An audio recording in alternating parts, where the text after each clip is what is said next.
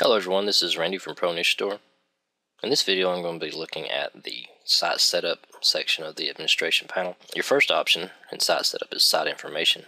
This will let you set basic information about your site, such as site name, site URL, and some other things. Let's look at that. Site name is simply the name of your site. You can name that whatever you want, whatever it is in relation to the name of your site. This will be used in some themes to show up as the title or the logo. So if you use a theme that requires or uses that site name, then this is where you'll put that site name. Site URL needs to be correct in order for the site to function correctly. If you have a problem with your site where it's showing blank or it's showing no theme, it's because this is set incorrectly. So always come back to this and look. The admin email is used for retrieving passwords whenever you reset your admin password. Verification tag is used along with Google Webmaster Tools, Yahoo Site Explorer, and Bing Webmaster Tools. This is where you would verify your site.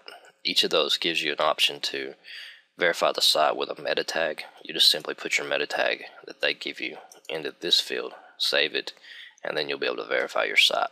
You can put as many verification tags as you want within this field, one after another. Yahoo requires you to leave your verification tag on your site, I do believe. So if you use that, then make sure to leave it in this field. Google Analytics is where you put your JavaScript from Google Analytics to track pages within your site. It tracks clicks and tracks incoming visitors and things of that nature. This is where you'd put that. You can also put any other script or code that needs to fall right before the closing body tag in this field if you need to. This link masking option enables affiliate link masking, and what that does is simply redirects affiliate links and doesn't show them within the page, so that when search engines are looking at your page, they're not seeing a bunch of affiliate links. They see links to a page on your site, and then that page on your site will redirect customers to or affiliate programs. SEO link configuration disables and enables SEO friendly links, and the SEO friendly links are based off your title tag on your page. Whatever that title is set to, you'll have it'll create a link for your site that way. It's based off your title tag, so if you change that title tag, your link name will change, just to be aware. At the same time, it won't stop working. As long as the page number itself is the same, you're okay. Let me give you an example of that. Let's preview the site with that enabled. And we're just going to click on one of these because that'll give us a title. Now if you notice on the title, on the address bar here, we have PNS4 glass guitar slides, and they have a dash in between each one of these. That's where the spaces are. The title of this page is actually glass guitar slides, but the spaces are converted to dashes, and this creates an SEO friendly link. Now anything past this point, all this in blue, is not really important to the system because it's based on its page retrieval off this number right here. So this part right here can be anything as long as this is still 4. So even if you change your title of your page, it'll still work as far as your backlinks coming to your site. They'll all still work as long as this number right here is still a link, and it should be. Okay.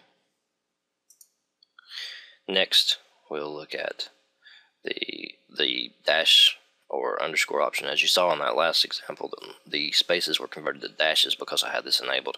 If this was disabled, those spaces would be converted to underscores. Search page configuration. This is based off your whether or not you've got eBay and Amazon on your site. For one thing, if you're not an affiliate of eBay, you'd want to disable these eBay links right here. So if you don't have an eBay affiliate or a partner network account and you only have Amazon, then you would enable just the Amazon, disable eBay, and then set Amazon to first, or it doesn't matter. This doesn't really matter, but if you've got both of them enabled, it does matter. So make sure that you only enable the results that you have affiliation with. And that's all for site information. Let's go to the page defaults. Page defaults is pretty straightforward. It's just each one of these sections appear in every page, but this is a default section that if there's nothing in the field, it'll pull from this section. So the site title, this title is just a default title, and you got keywords. These default keywords and default description are used anytime you have a blank keywords or blank description within a page. Now, if you override these defaults within your page, only the overridden words will show up in the keywords and the description. So if you had a long list of keywords here and then on the page you only put one, you don't have one on the actual page. They get totally overridden. They don't get appended to the end of them, in other words. Content above, non-cache products, and content below is where is your main content area within your page.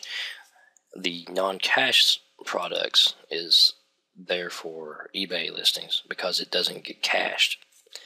It doesn't get cached within the page, so that it updates every time the page loads. There's a caching mechanism on the pages to keep them from running slow because they have to make calls to the Amazon API and the eBay RSS feed and all that stuff every time. Well, this reduces it down to just the eBay RSS feeds being called, and we do that because the eBay RSS feeds need to update quite regularly due to the auction and the time sensitivity of the listings themselves.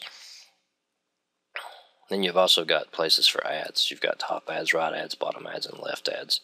These are all different sections, and the templates themselves use these differently. So make sure that they show up on your page whenever you put them in there, because some of the templates don't have, like for instance, a right ads section. They only have left ads. The footer, you'll definitely want to change that as soon as you get your product installed, or as soon as you get ProNicheStore installed.